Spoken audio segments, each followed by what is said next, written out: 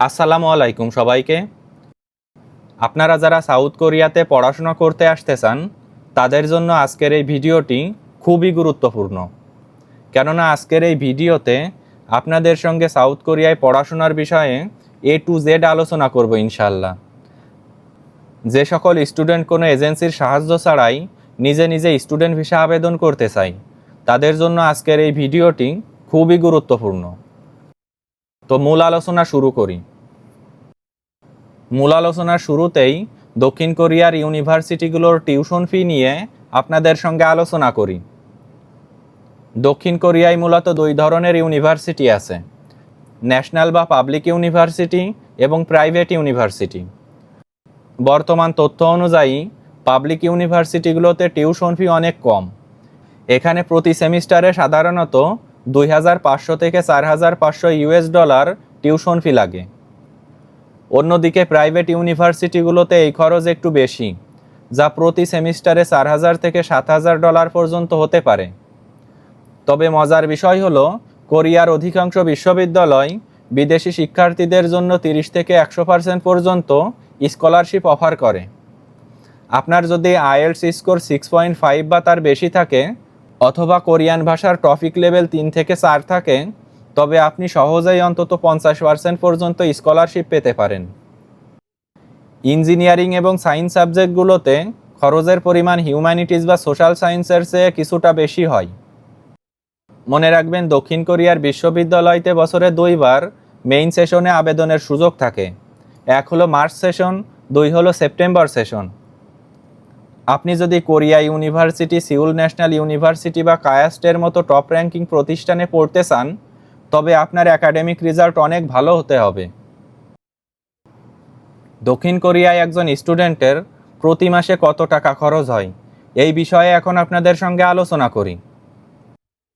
দক্ষিণ কোরিয়ায় উচ্চশিক্ষার স্বপ্ন দেখার সময় টিউশন ফির পাশাপাশি সবথেকে বড় চিন্তা থাকে জীবনযাত্রার ব্যয় নিয়ে। বর্তমান পরিস্থিতি অনুযায়ী কোরিয়ায় থাকার খরচ আপনি কোন শহরে থাকছেন তার উপর অনেকাংশেই নির্ভর করে। রাজধানী সিউল হলো সবথেকে আধুনিক এবং ব্যয়বহুল শহর। এখানে এক রুমের স্টুডেন্ট অ্যাপার্টমেন্ট বা ওয়ান রুমের ভাড়া প্রতি মাসে 450 থেকে 800 ইউএস ডলার পর্যন্ত হতে পারে। তবে আপনি যদি সিউলের বাইরে ইনচন, বুসান বা গুয়াংজুর মতো শহরগুলোতে পড়াশুনো করেন সেক্ষেত্রে আপনার থাকার খরচ প্রতি মাসে 250 থেকে 400 ডলারের মধ্যে চলে আসবে। অনেক শিক্ষার্থী খরচ কমাতে ইউনিভার্সিটির ডরমিটরিতে থাকে, যা সবথেকে সাশ্রয়ী এবং নিরাপদ। ডরমিটরিতে সাধারণত প্রতি সেমিস্টারে 800 থেকে 1500 ডলারের মতো খরচ হয়। খাবারের ক্ষেত্রে আপনি যদি নিজে রান্না করে খান তবে প্রতি মাসে 150 থেকে 250 ডলারেই খুব ভালো মানের খাবার নিশ্চিত করা সম্ভব। কোরিয়ার সুপারমার্কেটগুলোতে সিজনাল ফল ও সবজি বেশ সাশ্রয়ী দামে পাওয়া যায়। তবে বাইরে রেস্টুরেন্টে খেতে গেলে প্রতিবেলা খাবারের জন্য 10 থেকে 15 ডলার খরচ হতে পারে। যাতায়াতের জন্য কোরিয়াতে বিশ্বমানের পাবলিক ট্রান্সপোর্ট ব্যবস্থা আছে। বাস অথবা সাবওয়েতে যাতায়াতের জন্য প্রতি মাসে 50 থেকে 70 ডলার বাজেট রাখা ভালো। বর্তমানে নতুন নিয়ম অনুযায়ী প্রত্যেক বিদেশি শিক্ষার্থীর জন্য ন্যাশনাল হেলথ ইন্স্যুরেন্স বাধ্যতামূলক, যার প্রিমিয়াম প্রতি মাসে 60 থেকে 80 ডলারের মতো। এছাড়া মোবাইল বিল, ইন্টারনেট এবং ব্যক্তিগত আনুষঙ্গিক খরচের জন্য আরও 50 ডলার আলাদা রাখা বুদ্ধিমানের কাজ। সব মিলিয়ে সিউলে থাকতে গেলে একজন শিক্ষার্থীর প্রতি মাসে 700 থেকে 800 ডলার খরচ হতে পারে এবং সিউলের বাইরে থাকতে গেলে 400 থেকে 500 ডলার খরচ হতে পারে। তবে মনে রাখবেন, আপনি যদি পার্ট টাইম জব করেন সেক্ষেত্রে এই খরচ মেটানো আপনার জন্য কোনো ব্যাপারই না। একজন বিদেশি শিক্ষার্থী প্রতি মাসে কী পরিমাণ ইনকাম করতে পারবে এবং এই ইনকামের নিয়মকানুন নিয়ে এখন আপনাদের সঙ্গে আলোচনা করি। বিদেশি শিক্ষার্থীদের জন্য দক্ষিণ কোরিয়ায় পার্ট টাইম জবের সুযোগ সুবিধা খুবই চমৎকার। বর্তমান নিয়ম অনুযায়ী একজন রেগুলার স্টুডেন্ট সপ্তাহে 20 থেকে 25 ঘন্টা কাজ করার অনুমতি পায়। তবে আপনার যদি টপিক স্কোর ভালো থাকে সেক্ষেত্রে আপনি প্রতি সপ্তাহে 30 ঘন্টা পর্যন্ত কাজ করার অনুমতি পেতে পারেন। ছুটির সময়ে আপনি আনলিমিটেড বা ফুল টাইম কাজ করতে পারবেন।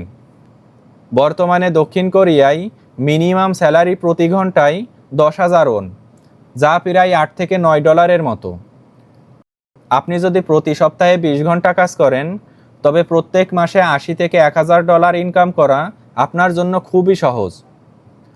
Restaurant, convenience store, coffee shop এবং বিভিন্ন ম্যানুফ্যাকচারিং ফ্যাক্টরিতে আপনি খুব সহজেই পার্ট টাইম জবের সুযোগ পাবেন। যারা ইংরেজি ভালো পারে তারা চাইলে ইংলিশ টিউটর বা কল সেন্টারে কাজ করতে পারে, যেখানে বেতন আরও অনেক বেশি। বর্তমানে দক্ষিণ কোরিয়া সরকার স্টুডেন্টদের জন্য হাইটেক বা আইটি সেক্টরে ইন্টার্নশিপ করার সুযোগ আরও সহজ করছে। মনে রাখবেন, পার্ট টাইম জব শুরু করার আগে আপনার ইউনিভার্সিটির পারমিশন এবং ইমিগ্রেশন অফিস থেকে পার্ট টাইম জব পারমিট নেওয়া বাধ্যতামূলক। দক্ষিণ কোরিয়ার স্টুডেন্ট ভিসা আবেদনের জন্য প্রয়োজনীয় কী কী ডকুমেন্টস লাগবে, এই বিষয়ে এখন আপনাদের সঙ্গে আলোচনা করি।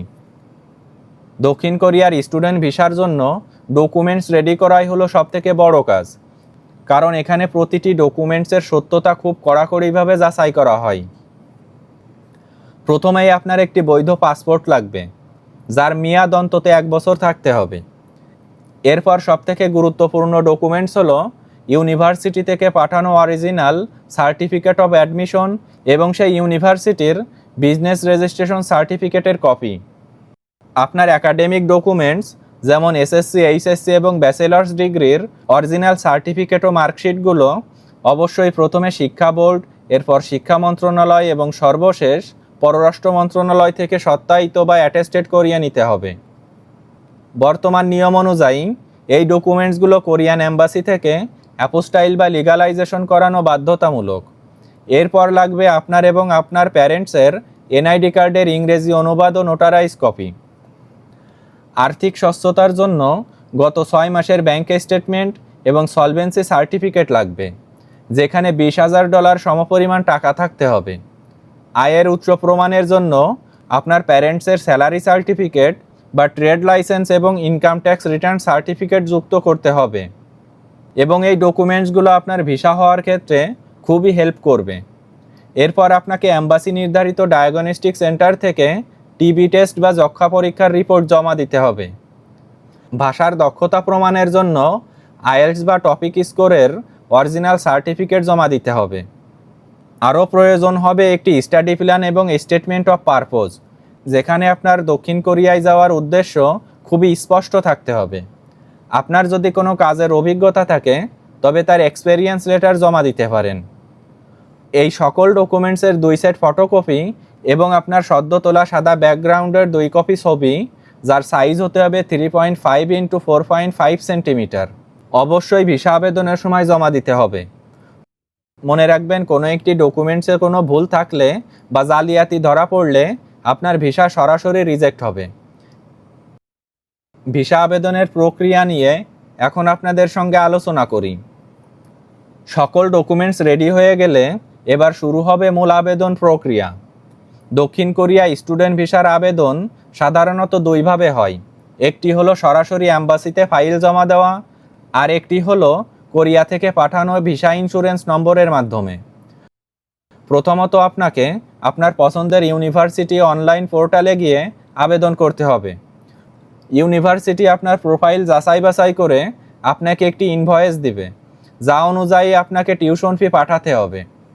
টিউশন ফি পাঠানোর পর ইউনিভার্সিটি আপনাকে অরিজিনাল অ্যাডমিশন লেটার কুরিয়ার করে বাংলাদেশে পাঠাবে। এই লেটারটি পাওয়ার পর আপনাকে ঢাকার বারিধারায় অবস্থিত দক্ষিণ কোরিয়া এম্বাসির অফিসিয়াল ওয়েবসাইটে গিয়ে ভিসা অ্যাপ্লিকেশন ফর্মটি নির্ভুলভাবে পূরণ করতে হবে। এরপর নির্দিষ্ট দিনে এম্বাসিতে গিয়ে আপনার সকল ডকুমেন্ট জমা দিতে হবে। ভিসা ফি হিসেবে সাধারণত $50 থেকে $60 সমপরিমাণ বাংলাদেশি টাকা জমা দিতে হয়। ফাইল জমা দেওয়ার পর আপনাকে একটি রিসিট দেওয়া হবে এবং সাধারণত 10 থেকে 15 কর্মদিবস সময় লাগবে ভিসার রেজাল্ট আসতে। অনেক ক্ষেত্রে এম্বাসি থেকে আপনাকে সশরীরে ইন্টারভিউয়ের জন্য ডাকা হতে পারে। ইন্টারভিউতে ঘাবড়ানোর কিছু নেই। তারা মূলত জানতে চাই আপনি কেন কোরিয়া যাচ্ছেন, পড়াশোনা শেষে ফিরে আসবেন কিনা এবং আপনার খরচ চালানোর মতো পর্যাপ্ত টাকা আছে কিনা। আত্মবিশ্বাসের সাথে এবং সত্য উত্তর দিলে ভিসা পাওয়ার সম্ভাবনা 100%। ভিসা অ্যাপ্রুভ হয়ে গেলে অনলাইনে ই ভিসা পোর্টাল থেকে আপনি আপনার ভিসা গ্রান্ট নোটিশটি ডাউনলোড করতে পারবেন। এই পুরো প্রক্রিয়াটি সফলভাবে শেষ করতে 3 থেকে 4 মাস সময় হাতে রাখা বুদ্ধিমানের কাজ। তবে মনে রাখবেন, সঠিক সময়ে আবেদন করা এবং ইন্টারভিউতে সহজভাবে কথা বলাটাই কোরিয়ান ভিসা পাওয়ার আসল চাবিকাঠি।